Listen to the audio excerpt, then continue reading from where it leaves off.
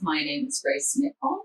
I'm teaching here at the University of Manitoba, and I have been for 20 years.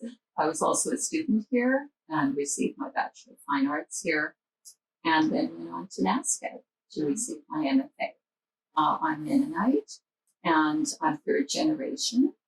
My mother and my father's parents were both from Eastern Europe. I've searched maybe for some kind of connection between my ethnic heritage and my artwork.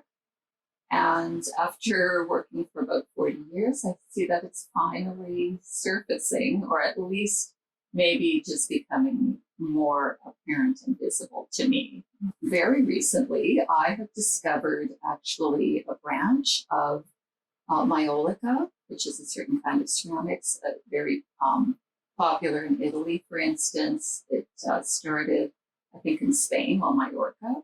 And I won't make this a ceramic history lesson, but long story short, the technique actually moved through Central Europe. And in Switzerland, a group of radical Mennonites, they're called Anabaptists, potters actually caught on to it and started working in the factories. And then they, of course, due to persecution, were constantly pushed out and kept moving, ended up in Hungary and then eventually Slovakia, which is where I think the last factory of Polish pottery for that particular kind of myolica was still being produced there. Now, that discovery has led me to look into the myolica technique further.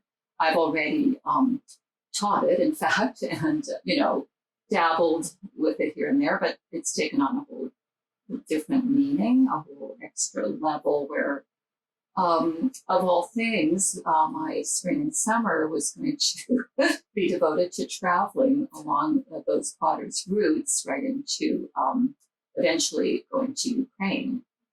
And now that probably won't be happening. So, it's quite an obscure branch of pottery. I've found very little material on it. There's a big collection, though, at UBC, and I will definitely make that trip to do the research there. And I found one art historian who specializes in it, and she's in London, England.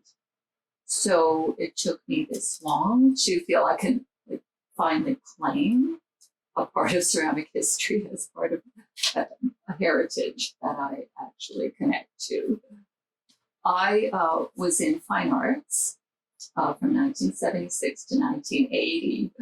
I was 20. I had had several desk jobs and also did some traveling. Well, again, the standard backpacking trip to Europe that everyone had to do at the time, and I did that and loved it. And, I remember seeing the Picasso show. I couldn't understand it at all, but I just thought, I'm going to learn, and I have to somehow learn to interpret art in a different way. And also, I didn't have any art in high school, but my English teacher suggested I think about fine arts. I didn't even know what that meant at the time and looked into it. And, I thought, well, I will probably never be an artist because I would not have allowed myself to think that. But I thought I could be an art teacher. And, now I sort of smirk when I'm saying that because I find now it's very important to be both at once. But at the time, I think it was just a lack of confidence. And, very few people, particularly women, were going to become professional artists at the time. So I started art school. In your second year, you had to take a 3D, Canadian sculpture, or ceramics were the only choices. Sculpture was not on campus, ceramics was. And I got reasonably good at it, but in the second year of ceramics, which would have been my third year of fine arts, I veered away from the wheel and started to focus on hand building, which was more my, I'll say, speed. The pace of it suited my nature well. I don't remember having any female professors at all, but not just in ceramics. I think in art history, I probably had a sessional female, but that would have been it. I don't make functional pottery. I have from time to time. I just know that there's people out there who can do that better than I can. And you have to, of course, have something that's going to sustain you. And I, pretty early on, it was in fact 1992, I was asked to be in an exhibition at the St. Norbert Arts Centre. It was in the Arts and Cultural Centre, I believe. And it was a former monastery. It was just being changed over to a cultural center, so it was in transition, but the renos hadn't happened yet. And to this day, I don't know why I was approached, because at that point I was still making mostly very small ceramic objects. But I was asked to do an installation in one of the monk cells. It was a group show, and again, I would say that was the pivot where things changed for me. So since then, I've mostly been working with larger installations, and at least, if not site specific, thinking more about that space, that gallery space, and the relationship between the pieces I make.